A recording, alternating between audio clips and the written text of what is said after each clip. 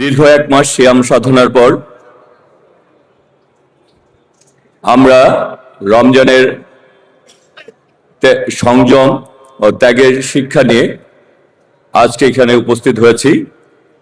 রমজান আমাদের ত্যাগ, সংযম এবং ভালোবাসার শিক্ষা দেয়। আমরা আগামী দিনে সবাই ঐক্যবদ্ধভাবে এবং আমাদের সকলের মানবিক গুণগুলিকে ঐক্যবদ্ধ করে আমরা আমাদের এই প্রিয় বাংলাদেশকে গড়তে চাই। আজকে এই মাঠে উপস্থিত সকল মুসল্লিদের প্রতি আমি আপনাদের প্রতি বিনীত আবেদন জানাবো যে আপনাদের ভালোবাসা এবং আস্থাই হচ্ছে আমাদের শক্তি। আপনাদের ভোটের মাধ্যমে আমরা নির্বাচিত হয়েছি। আপনাদের ভোটের কারণেই আজকে বাংলাদেশ জাতীয়তাবাদী দল এবং বর্তমান মাননীয় প্রধানমন্ত্রী জনাব তারেক রহমান বাংলাদেশের প্রধানমন্ত্রী হয়েছেন। সুতরাং আমাদের দায়িত্ব হচ্ছে আপনাদের আস্থা এবং ভালোবাসাকে অক্ষুণ্ণ রাখা এবং আমরা দায়িত্ব পালনের মাধ্যমেই আগামী দিনে আমাদের এই বাংলাদেশের প্রতি আমাদের সকলকে নিয়ে আমরা ঐক্যবদ্ধভাবেই এগিয়ে যাব।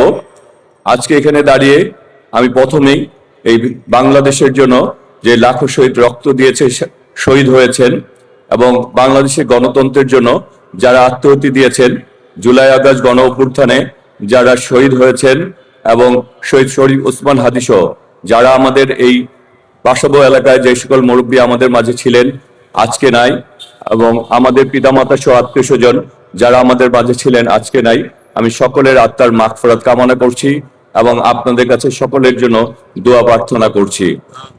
আমরা চাই সকলে মিলে ঐক্যবদ্ধ হয়ে এগিয়ে যেতে। আমরা কোনো প্রতিহিংসার রাজনীতি না করে এই বাংলাদেশটাকে ভালোবেসে আমরা এগিয়ে যেতে চাই।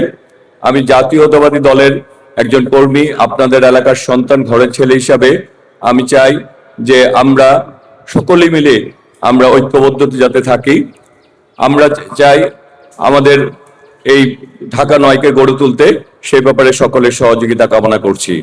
এবং আমি আমার দলের প্রতি শহীদ রাষ্ট্রপতি জিয়াউর রহমান সহ আমার দলের সাবেক প্রধানমন্ত্রী দেশনেত্রী বেগম খালেদা জিয়া এবং আমাদের সকলের জন্যই আমি আপনাদের কাছে দোয়া প্রার্থনা করছি। এবং আমরা চাই আমাদের যে কোনো সমস্যা আমরা যাতে নিজেরা পরামর্শ করে আলোচনা করে আমরা যাতে আমরা সমাধান করতে পারি। সর্বশেষ আবারও সকলের প্রতি অনেক অনেক কৃতজ্ঞতা এবং ভালোবাসা জানিয়ে, এবং আজকে এখানে আমাকে আপনারা আমন্ত্রণ জানিয়েছেন, সেই কারণে আজকে এই কমিটির সকলের প্রতি আবারও ভালোবাসা। আর আমরা সকলেই ইনশাল্লাহ ঐক্যবদ্ধ থাকবো, আমরা এই দেশকে এগিয়ে নিয়ে যাব।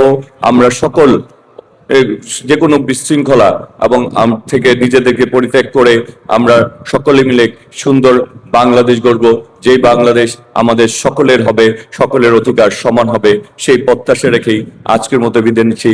এবং সবাইকে আমার বাসায়, আমার ছোট্ট একটি বাসা রয়েছে, সেখানে ঈদের দাওয়াত দিয়ে আজকের মতো বিদায় নিচ্ছি। সবাই আসবেন, আমরা সকলেই মিলে আমরা এই ঈদটাকে যাতে উদযাপন করতে পারি। সবাইকে অনেক অনেক ধন্যবাদ। আসসালামু আলাইকুম ওয়া রাহমাতুল্লাহি ওয়া বারাকাতুহু। ঈদ মুবারক।